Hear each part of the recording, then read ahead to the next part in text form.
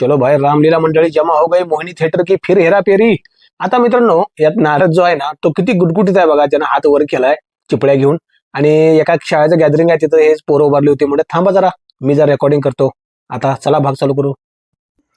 मित्रांनो, अहो 230 नंबरचा भाग आला की. मी तुम्हाला म्हटलं होतं 220 ते 230 हे ट्रायलचे भाग टाकणार आहे.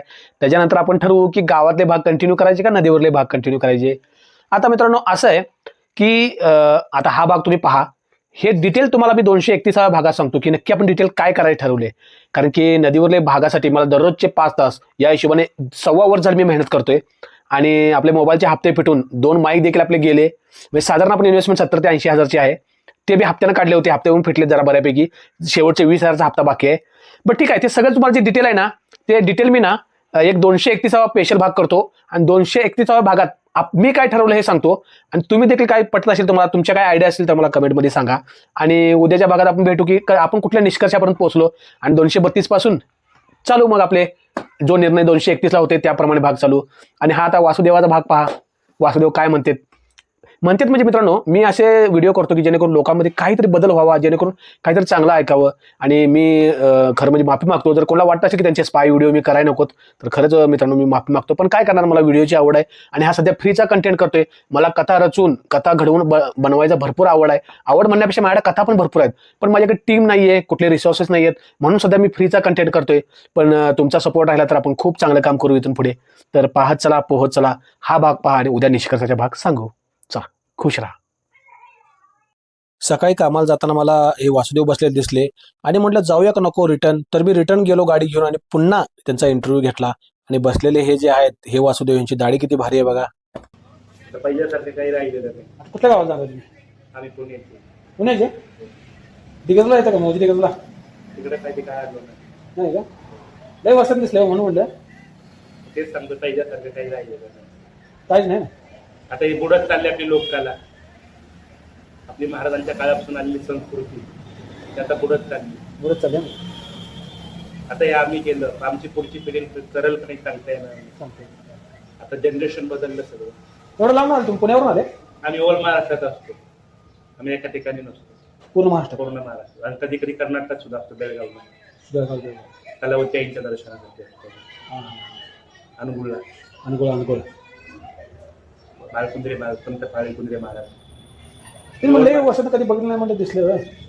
दिग्गजला आलं तर आमच्याकडे दिग्गजला आलं तर बरोबर म्हणतो. मस्त वाटतं वाटतं. हे 2 डिग्रज आहे ना. हां, मौजी दिग्गज अलीकडलं. अलीकडचं नाही, इकडं नदीच्या पलीकडे. पलीकडलं मोठा. आहे. तिथं आता सप्ताह वगैरे बसलेत ना. हा. पारायण 16 सप्ताह दिन बसलेत. बघू आता येणं झालं तरी. हां, आता कुठं जाणार तुम्ही? आता असंच फिरत जायचं कोल्हापूरला. कोल्हापूर चाललंय का? म्हणजे गाडीनं? हां, का चालत? नाही, 2 व्हीलर आहे. हां, 2 व्हीलर. तुम्ही वासुदेवान हे कोण?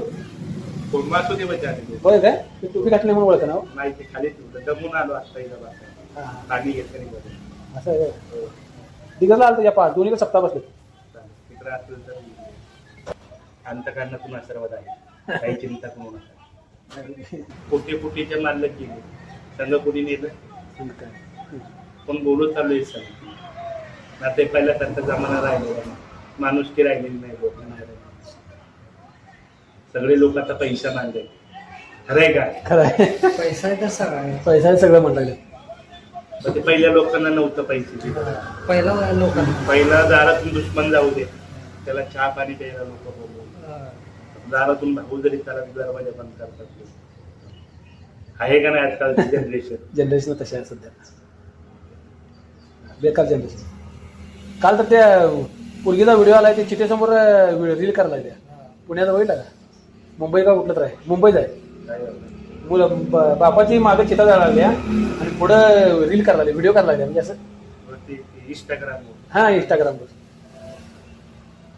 काय बेकार कंडिशन. चालतं, या मग महाराज आलं तर. चालतं, चला येऊ का महाराज? चालेल. वासुदेवांचा आशीर्वाद घेऊन मी निघालो आणि गावामध्ये काही दिवसानंतर हे दुसरे मला वासुदेव दिसले.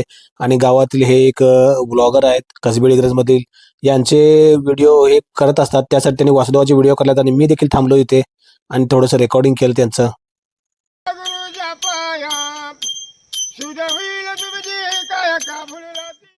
आता हे पिंगळा भाऊ आहेत, बहुतेक वासुदेवाच्या समांतर छानात धरलं जाणार आपला. आणि ह्यांचा भाग भाऊ काय चाललंय ह्यांचं काय काय पाहून आलो होता तुम्ही लय कोणाला उशा तुम्हाला हेळवी जोशी आरसा भारी आहे तेवढं बारका राहिला पाहिजे कोटा किशा कोटा किशा हा कोटा आहे नाही का हे काय पंचा आता घालणार होतो मी ह्यो. आणि इजर हे धोतर